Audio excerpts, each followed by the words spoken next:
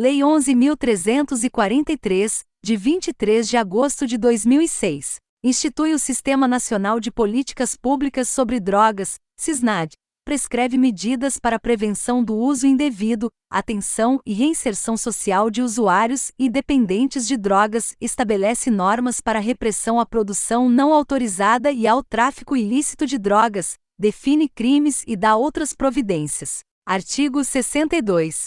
Comprovado o interesse público na utilização de quaisquer dos bens de que trata o artigo 61, os órgãos de polícia judiciária, militar e rodoviária poderão deles fazer uso, sob sua responsabilidade e com o objetivo de sua conservação, mediante autorização judicial, ouvido o Ministério Público e garantida a prévia avaliação dos respectivos bens. Parágrafo 1º. Revogado. Parágrafo 1º-A. O juízo deve cientificar o órgão gestor do FUNAD para que, em 10 dias, avalie a existência do interesse público mencionado no caput deste artigo e indique o órgão que deve receber o bem.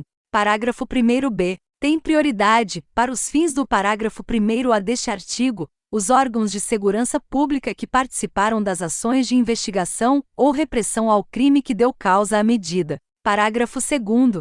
A autorização judicial de uso de bens deverá conter a descrição do bem e a respectiva avaliação e indicar o órgão responsável por sua utilização. Parágrafo 3º. O órgão responsável pela utilização do bem deverá enviar ao juiz periodicamente, ou a qualquer momento quando por este solicitado, informações sobre seu estado de conservação. Parágrafo 4º. Quando a autorização judicial recair sobre veículos, embarcações ou aeronaves, o juiz ordenará à autoridade ou ao órgão de registro e controle a expedição de certificado provisório de registro e licenciamento em favor do órgão ao qual tenha deferido o uso ou custódia, ficando este livre do pagamento de multas, encargos e tributos anteriores à decisão de utilização do bem até o trânsito em julgado da decisão que decretar o seu perdimento em favor da União. Parágrafo 5º. Na hipótese de levantamento, se houver indicação de que os bens utilizados na forma deste artigo sofreram depreciação superior àquela esperada em razão do transcurso do tempo e do uso,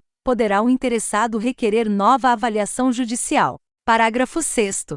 Constatada a depreciação de que trata o parágrafo 5º, o ente federado ou a entidade que utilizou o bem indenizará o detentor ou proprietário dos bens. Parágrafo 7º ao 11. Revogado. Artigo 62-A. O depósito em dinheiro, de valores referentes ao produto da alienação ou a numerários apreendidos ou que tenham sido convertidos, deve ser efetuado na Caixa Econômica Federal, por meio de documento de arrecadação destinado a essa finalidade. Parágrafo 1º. Os depósitos a que se refere o caput deste artigo devem ser transferidos, pela Caixa Econômica Federal, para a conta única do Tesouro Nacional, independentemente de qualquer formalidade, no prazo de 24 horas, contado do momento da realização do depósito, onde ficarão à disposição do FUNAD. Parágrafo 2º. Na hipótese de absolvição do acusado em decisão judicial, o valor do depósito será devolvido a ele pela Caixa Econômica Federal no prazo de até 3 dias úteis,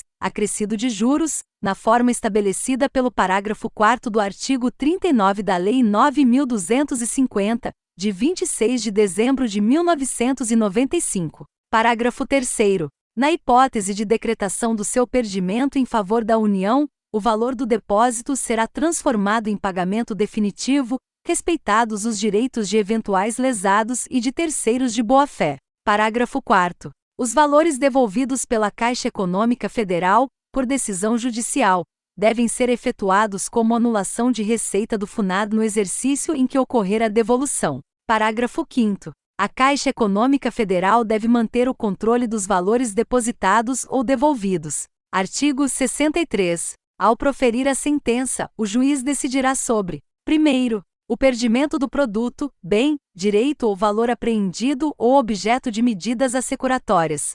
2º, o levantamento dos valores depositados em conta remunerada e a liberação dos bens utilizados nos termos do artigo 62. Parágrafo 1º. Os bens, direitos ou valores apreendidos em decorrência dos crimes tipificados nesta lei ou objeto de medidas assecuratórias, após decretado seu perdimento em favor da União, serão revertidos diretamente ao FUNAD. Parágrafo 2º. O juiz remeterá ao órgão gestor do FUNAD relação dos bens, direitos e valores declarados perdidos, indicando o local em que se encontram e a entidade ou o órgão em cujo poder estejam, para os fins de sua destinação nos termos da legislação vigente. Parágrafo 3º. Revogado. Parágrafo 4º. Transitada em julgado a sentença condenatória, o juiz do processo, de ofício ou a requerimento do Ministério Público, remeterá à Senado relação dos bens, direitos e valores declarados perdidos em favor da União, indicando,